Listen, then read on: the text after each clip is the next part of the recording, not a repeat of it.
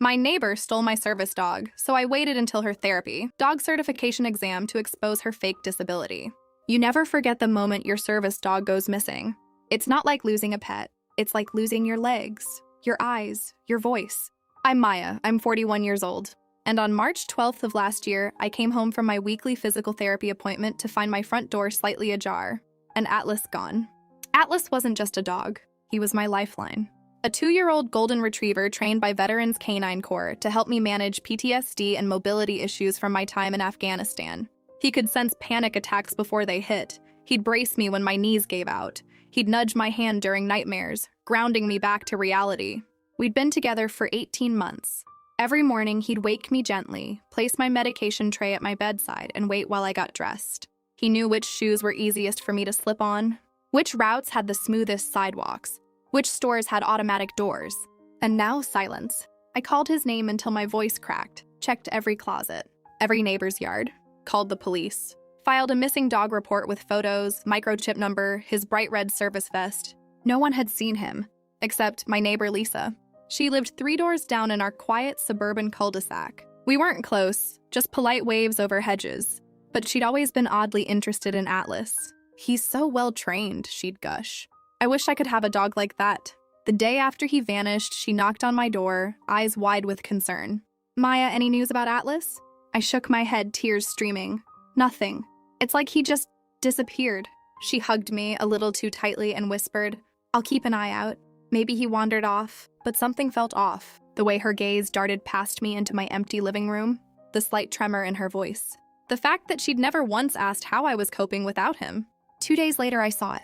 I was walking slowly down the street, leaning heavily on my cane, when I passed Lisa's house. Her backyard gate was open just a crack. And there, sitting obediently beside her patio table, was Atlas, wearing a brand new blue vest that said therapy dog in fancy script. My breath stopped. My knees nearly buckled. He looked up, saw me. His tail gave one hopeful wag, then dropped as Lisa yanked him back inside. I didn't confront her. Not then. Because in that moment I realized this wasn't just theft. This was identity theft. She wasn't just stealing my dog, she was stealing my disability, my trauma, my right to exist safely in the world. And worse, she was planning to make it official. Because pinned to her community board was a flyer. Lisa Chen, Final Therapy Dog Certification Exam, City Hall, April 5th. She was going to certify my service dog as her therapy animal, to get special access to hospitals, schools, even airplanes. All while pretending to have a disability she didn't have. I walked home on shaking legs. Not with despair, but with cold, clear purpose. If she wanted to play pretend, I'd give her the most public stage imaginable. City Hall, April 5th, in front of judges, officials, and anyone who cared to watch. She thought stealing my dog would give her credibility. She had no idea she'd just handed me the perfect weapon. Let me tell you about Lisa before she became the thief in my story. She moved in 2 years ago, divorced, mid-30s, always impeccably dressed. She drove a white Tesla, posted daily yoga selfies on Instagram, and hosted monthly wine tastings that I was never invited to. Not that I minded. My world had shrunk to doctor appointments, physical therapy, and quiet evenings with Atlas. But Lisa noticed me. Or rather, she noticed what I represented. You're so brave, she told me once when I struggled to open a jar of pasta sauce at the grocery store. Atlas sat patiently beside me, waiting for his cue to help. Living with your injuries like that, I could never be that strong. I brushed it off. People say things like that to disabled folks all the time, not out of malice, but discomfort. Like our existence is some kind of inspiration porn. But Lisa kept coming around, asking questions about Atlas's training, how much he cost, what commands he knew. Do you think a regular person could get a dog like that? She'd ask, eyes gleaming. I'm not special, I'd say gently. I qualified because of my service record and medical documentation. It's not about wanting one, it's about needing one. She'd nod, but I could see the calculation in her eyes, like she was measuring herself against my pain and finding herself lacking. After my injury, a roadside bomb in Kandahar that shattered my pelvis and left me with chronic nerve damage, I learned to read people differently. In combat, you learn to spot threats before they materialize. Same skill, different battlefield. Lisa wasn't dangerous in the traditional sense, but she was hungry. Starving, actually, for attention, for validation, for a story that made her interesting. Her social media told the tale. Pre-Atlas gym selfies, avocado toast, sunset cocktails, post-Atlas sightings, which started appearing subtly.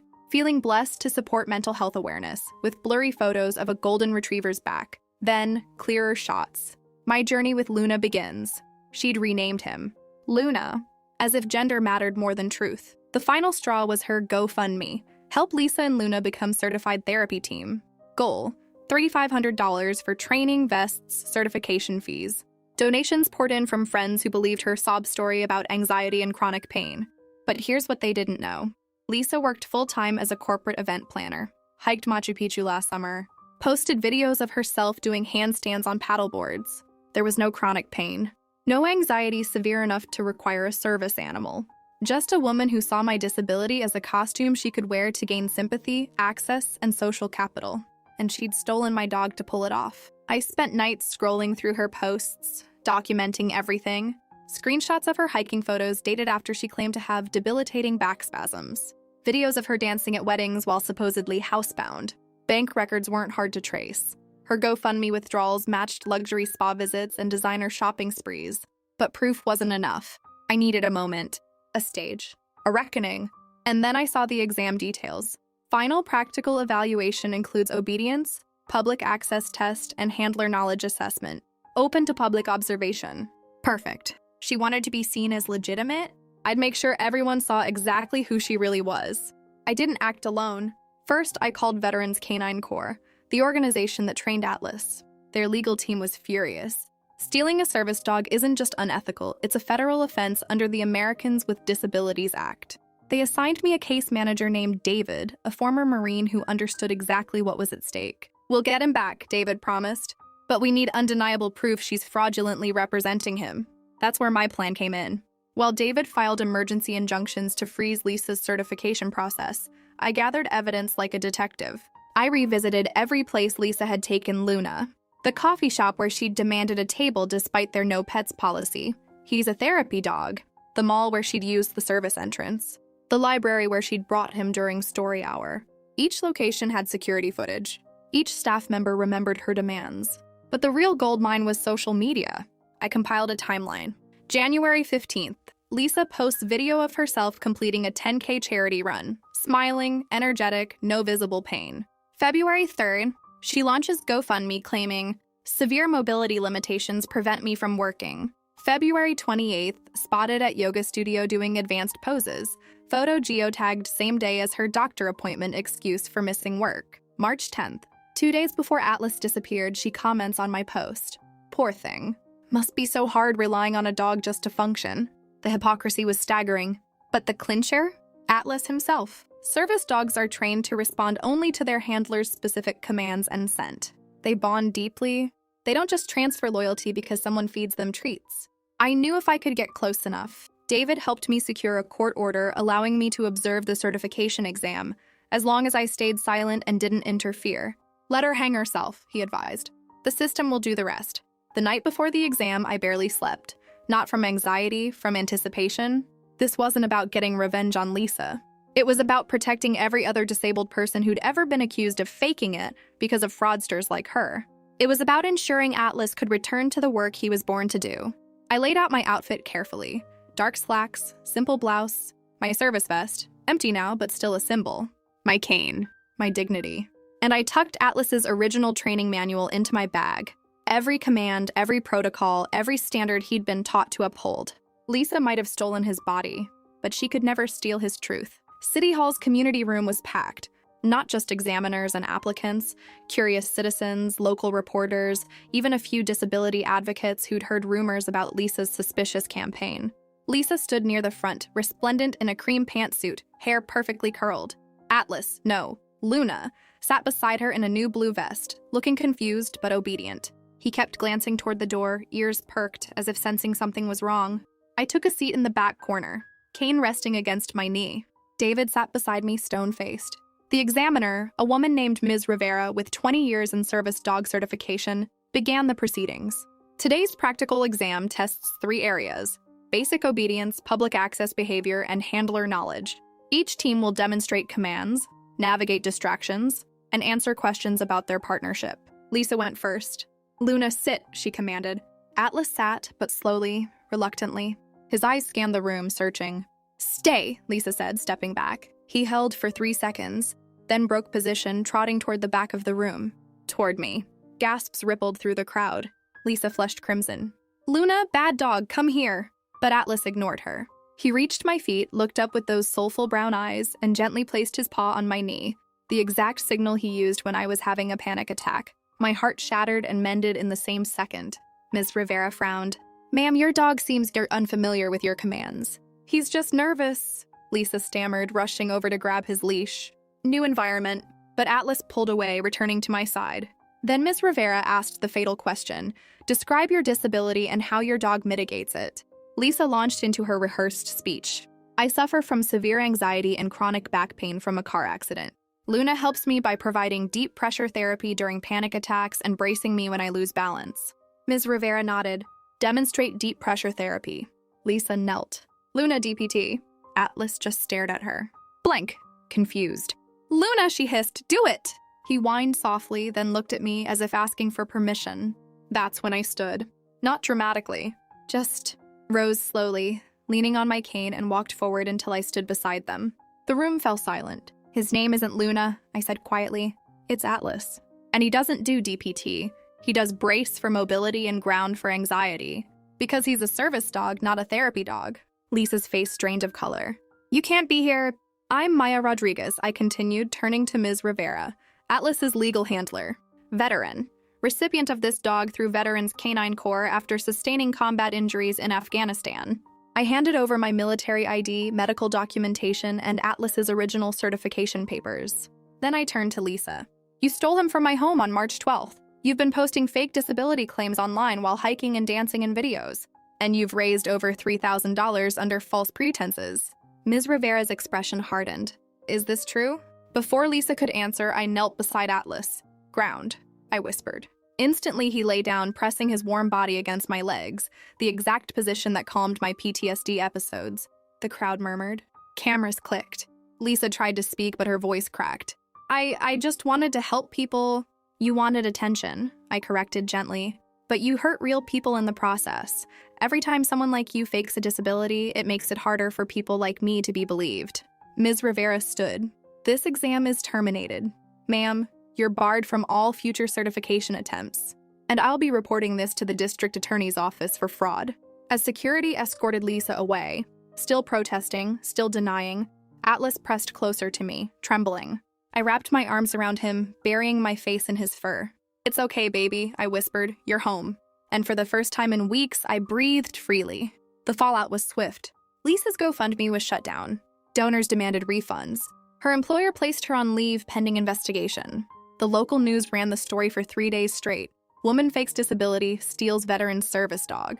But the real victory wasn't her downfall. It was the messages that flooded my inbox. "Thank you for speaking up. I've been accused of faking my wheelchair use so many times. My son has autism, and his service dog was denied entry last week because of people like her. You gave us hope. As a fellow veteran, I'm proud of you. You protected all of us today." Atlas settled back into our routine like no time had passed. He woke me gently each morning, brought my meds, braced me on stairs. During my worst panic attack since his return, he stayed glued to my side for 6 hours, refusing food or water until I calmed. But something had shifted in me too. Before this, I'd been ashamed of my limitations. I'd avoid crowded places, skip social events, hide my cane when possible. I'd internalize the stares, the whispers, the "but you don't look disabled" comments. Now, I walked taller, spoke louder, wore my service vest proudly, because I'd proven something important. My truth didn't need Lisa's validation to be real.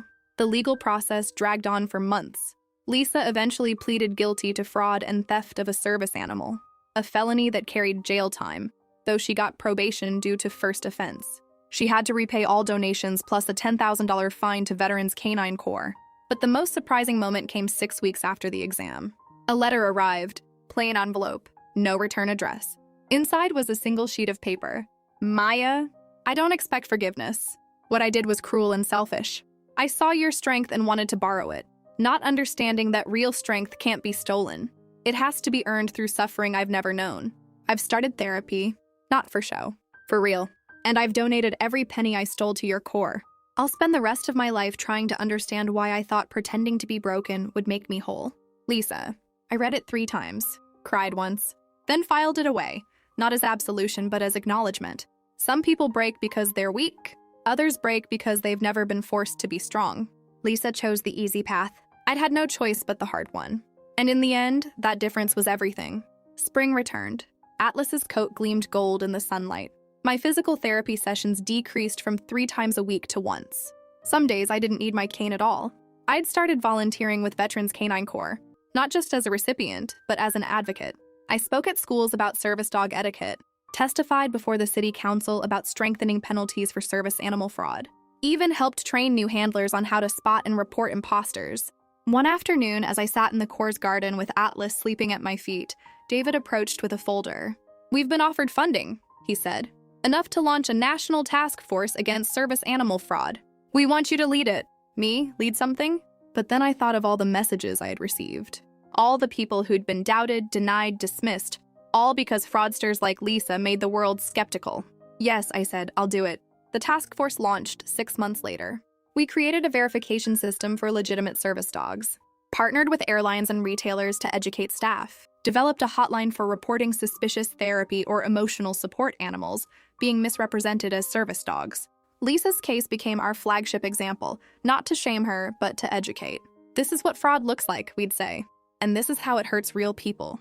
Atlas became something of a celebrity.